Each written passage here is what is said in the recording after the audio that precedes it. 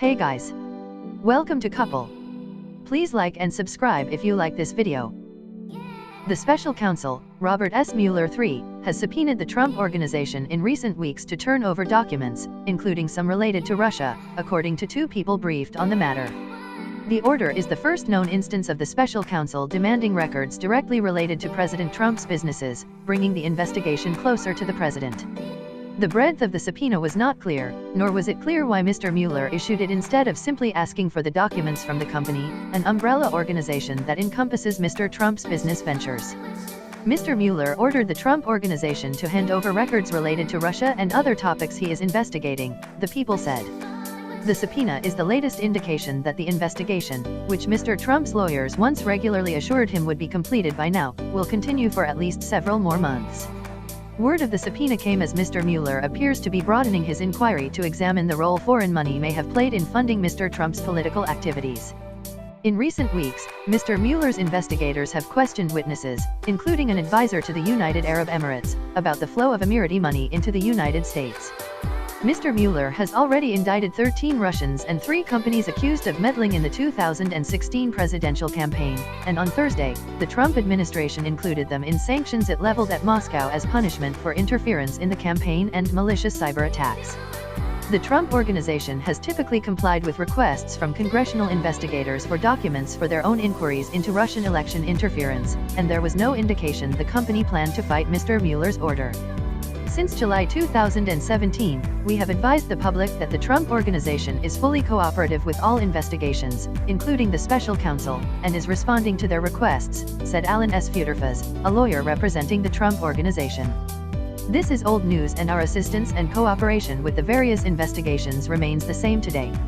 The White House press secretary, Sarah Huckabee Sanders, reiterated during her daily briefing that the president was cooperating with the special counsel inquiry and referred further questions to the Trump Organization. There are few other publicly known examples of Mr. Mueller using subpoenas. In January, he ordered the president's former chief strategist, Stephen K. Bannon, to appear before a grand jury. Mr. Mueller dropped the subpoena after Mr. Bannon agreed to be interviewed by investigators. Mr. Mueller could run afoul of a line the president has warned him not to cross. Though it is not clear how much of the subpoena is related to Mr. Trump's business outside ties to Russia, Mr. Trump said in an interview with the New York Times in July that the special counsel would be crossing a red line if he looked into his family's finances beyond any relationship with Russia. The president declined to say how he would respond if he concluded that the special counsel had crossed that line.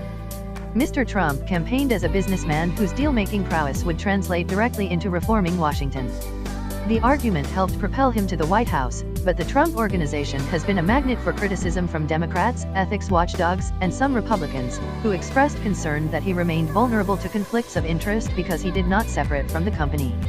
Before Mr. Trump was sworn in, he pledged that he would stay uninvolved in his businesses while in office but insisted it would be too punitive for his business partners for him to divest from the company altogether. Among the Trump Organization's holdings are golf clubs, hotels, and licensing agreements for the use of the Trump name on properties and other products. While its holdings are complex, the company has always been run like a small, family-owned business. Mr. Trump brought in his 3 eldest children to help run the enterprise. The Trump Organization is not publicly held, making it difficult to determine where it receives its money and invests it. The company has said that it never had real estate holdings in Russia, but witnesses recently interviewed by Mr. Mueller have been asked about a possible real estate deal in Moscow.